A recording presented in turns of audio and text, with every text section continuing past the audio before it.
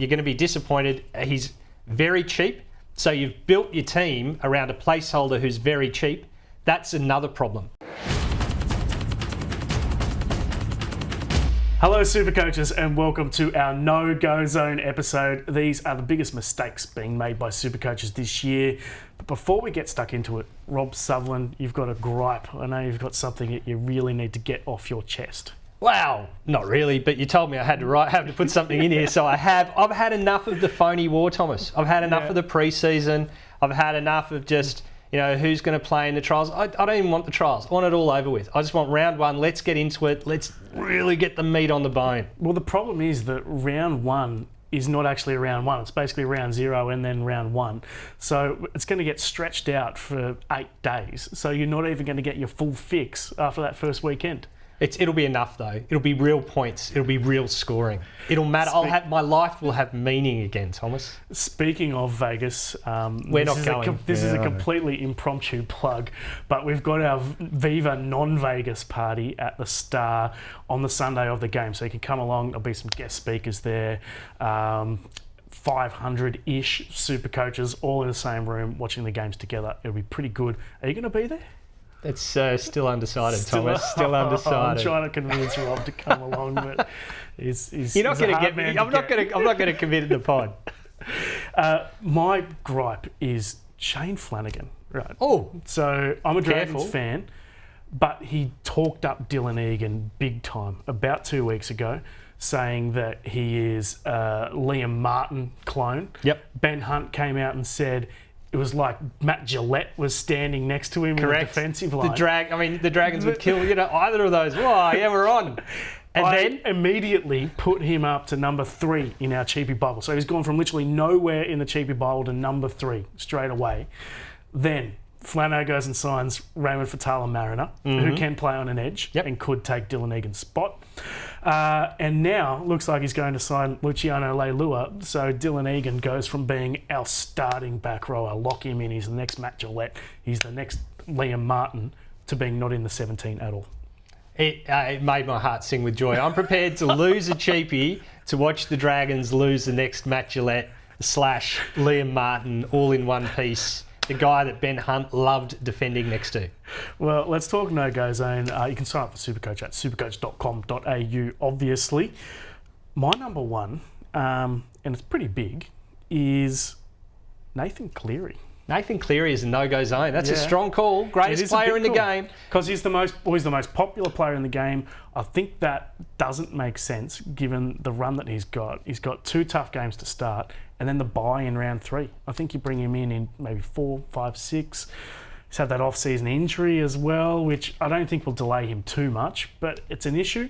We'll see how he goes in the World Club Challenge. Who knows, he could come out and absolutely kill it, and then I'll really want to get him in. But for me, I think that money on Cleary could be spent better on someone like Dylan Brown, who's got a great draw and no buy until much later. Look, it's one of those sensible SuperCoach calls, like that you then get bagged for. People go, you guys don't respect Nathan Cleary, you don't understand, he's the greatest player in the game. It's like, yeah, we do, we get it. But he also misses a lot of games in the regular season historically, and Nico Hines does not miss that number of games. And if I can only have one, I'm taking Nico Hines. Oh, Nico's definitely ahead, and I'm coming to the realisation that I think Dylan Brown is ahead as well. I've got him 3rd in like the halves pecking order. I know they're different positions, but I've got him 3rd on who I want to spend big money on in the halves. Yeah, I've got Brown, and Nico is clearly 1-2 for me. Yeah. We'll go to yours next. Oh, mine? I had Jaden Campbell, which was done yesterday. And Jaden Campbell's injured, so, you just got to go out. I'll go to the next one. It's Payne Haas. Since you've sledged one of the greats of the game, I'll sledge the other one, Payne Haas. One of the first players, like the first front row I penciled into my team when I did my first draft was Payne Haas, because Payne Haas is safe. He's like, Mr. 90% of 60 plus. He just keeps scoring good scores. But $750K. For $650K, I can get Josh Papali. Papali finished, he's like 6 points per game or something lower than Haas, but actually finished like within 3 points of him for overall points because he plays more games, right? He doesn't play Origin, so he's got that availability. Year before, averaged a few points per game more than Haas and finished. Papali or Tapine? Tapine. Because I read your team yesterday and Tapine was in there. Thank you. I'm like, have you switched up to Papali? Josh Papali, if this was 6 years ago, great of the game. Great of the game.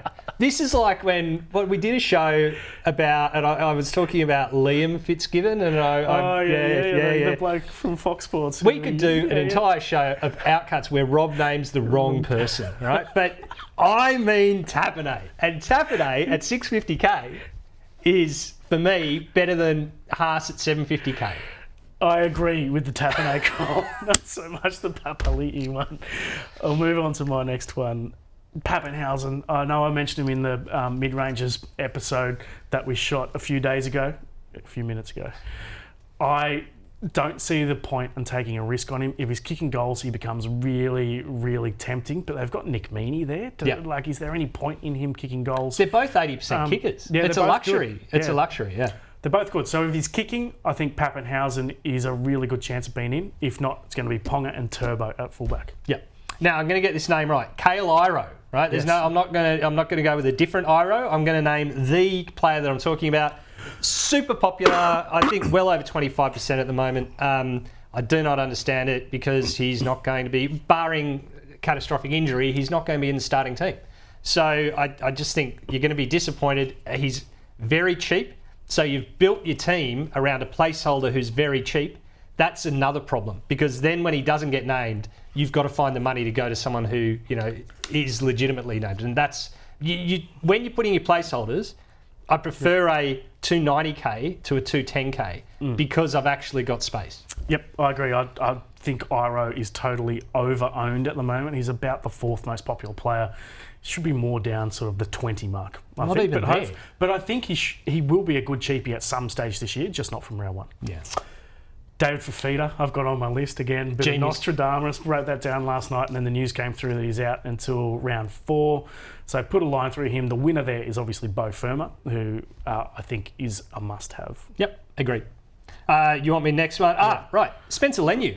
I don't get this in that he's come from the Panthers where he played impact role off the bench, come to the Roosters where I actually see him doing the same job.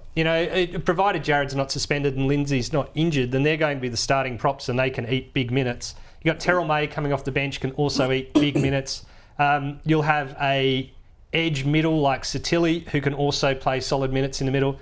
I think they're going to ask Leniu to do exactly what Penrith asked him to do. Come in, get the ball moving as the second line, play 30, 35 minutes, and that's where he's priced.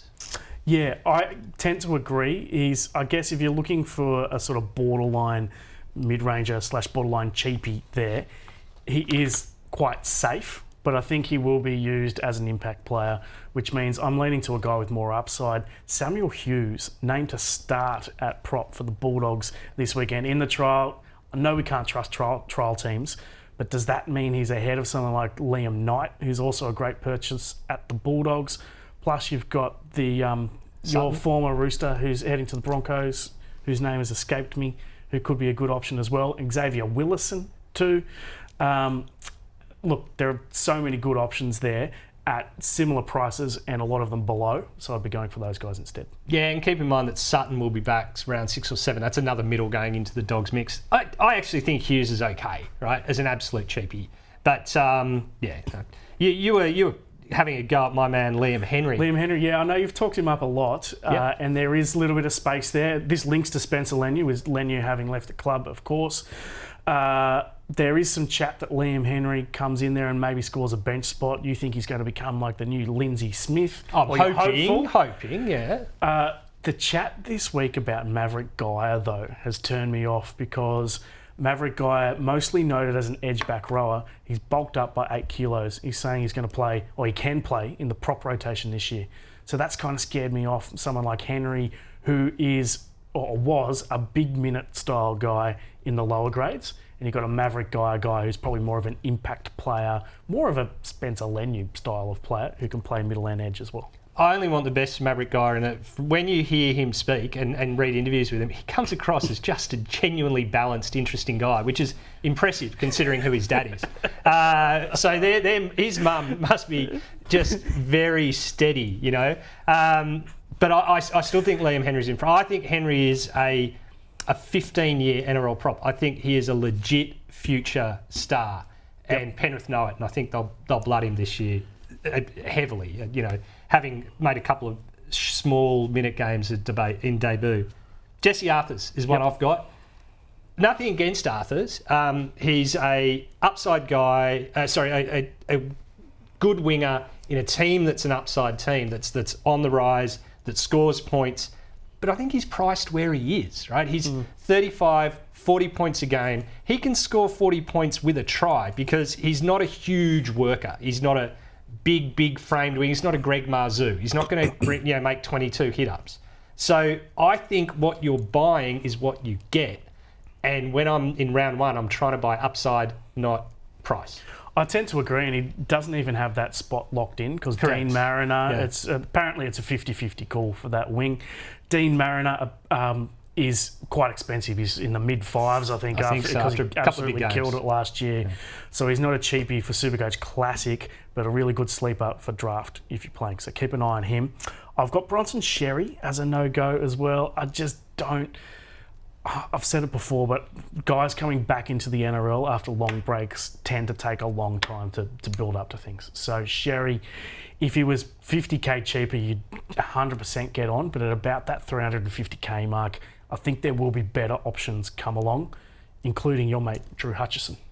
Yep, big fan of Hutch. Said everything I want to say about him in the last show. Xavier Savage is my next because I've got my contractually obliged have a go at Ricky Stewart shot, and it's that how can you trust a guy whose coach doesn't trust him? So, they've named Savage, I think, on the wing for the trial. Chevy Stewart was named at fullback. I think Chevy's got more trust of the club than Xavier does, and as much talent as he has, I think he's either going to go and rip it up in Super League or go to another club because he's just not getting a shot. We've got lots of questions coming through on Twitter. Kyle Pollard has written in. Old school. I'm assuming it's the Kyle Pollard. Looking great, Rob, but mostly interested in more video content from the bloke over Tom's right shoulder. I'm not quite sure what that means. No, we'll address that later. Yep. Look forward if Paps hits the ground running with... I know what that is. Yep. Over your right shoulder when you were shooting your preview. Was Gibbsy. Yeah. Oh, Gibbsy. Yeah. Anyway, this is like a private chat, but we can follow this up later. This is a real News Corp work chat. Thoughts on a fading Cleary? No, we've already said that. Any plans for NRLW SuperCoach? I'd love for it to happen, and I think there's a lot of interest in it. Hopefully it can happen, but I'm not sure if... maybe next year. My fear, if we did that, is it would probably end my marriage because I already watch every minute of every NRL game, and I got bagged for saying this in the office. I tape the games that I don't watch. I don't tape them. I record them on my Foxtel box. But I don't think I could then commit to watching every minute of every NRLW game. And if you don't watch every minute, then it's hard to take the eye test, isn't it? I'm hitting up Insta now. Tom Dearden, yes or no? Any love for him? No. Not for me. No, not for me. And who are the best mid-rangers out of Sean Blore, Lane, Firma, Wong, Curran, Crichton, Piakura, Pierce Paul? One guy who, you can watch our mid-rangers episode, which was up a couple of days ago, and we've got a full analysis there. One guy we didn't mention is Sean Blore. Thoughts on him? Because if he starts at the Storm, he could be an amazing buy. Obviously coming from the West Tigers where it's the West Tigers. There's not many attacking stats, and he probably didn't get the minutes he deserved. Now he goes to the Storm where he could play big minutes, and Trent Liero, who I thought would be his biggest competition for game time, has been named lock in the trial this weekend and looks like he'll play in the middle rotation this year, which could open up a spot for Blore. It could. Liero's very solid, reliable defender, which is probably what you want in the middle. It kills him in that King plays big minutes there in the middle for the Storm. Look, Blore is someone that's been talked about since he was 16 as being a star of the future, and the Storm could certainly get the best out of him. If he's locked in 80 minutes on an edge, he comes into that conversation. But for mine at the moment, it's still Lane and Furman, 1 and 2. And Curran I've got as 3 if he plays lock out of those names. Yeah. I've got a question about Sua Fa'alongo. Obviously, the main reason to bring him in was when Ryan Papenhuyzen was in a little bit of doubt for round 1, which is not the case anymore. He's going to play this weekend in the trial, probably gets 20 minutes, then maybe again the next week in the trials, and looks like he will play round 1. That means Fa'alongo probably plays from the bench. He could maybe jag a wing spot, and if he does that, he's an absolute must-have. But what about Fa'alongo as a bench player in the 14 from round 1? Started, and I'm going to keep saying it, Fa'alongo, 20 minutes of Fa'alongo is more than enough for me at 330k, with the potential and the upside that he moves into fullback should something happen to Ryan Papenhuyzen. I'm happy to run that risk and take him as one of my risky picks. Pappenhausen started there, if you remember, and Nico Hines was another. Like, the Storm are pretty good at finding 20-minute fill-in fullbacks who go on to, finish the year at 500, 600k with significant roles. And I think Fa'alongo's got all the talent and ability to be the third of that. Right, let's do a quick little wrap of today's show. What have we learnt, you reckon? Nathan, Cleary, I'm not keen on, but which way are you leaning on Cleary? Hines is a better buy than Cleary, we agree on. Yes. And then from there, it gets a bit murky. Hines is better for me, and I can't afford to gun full halfbacks when I can have Aiden Caesar there, at the price. Yep, fair enough. The Jaden Campbell injury and David Fifita injuries this week were obviously big Supercoach news.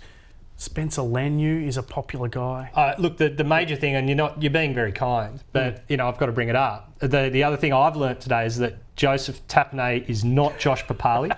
No matter how much I think that he is. and the irony that I stuff up a Raider, having just whacked Canberra at every chance. Oh, I think that Ricky Stewart's got in your head, that's for sure. We might end there. They'll be disappointed in there, I can tell you. For our no-go zone. We'll be back next week with a couple more episodes. We'll see you then. Cheers.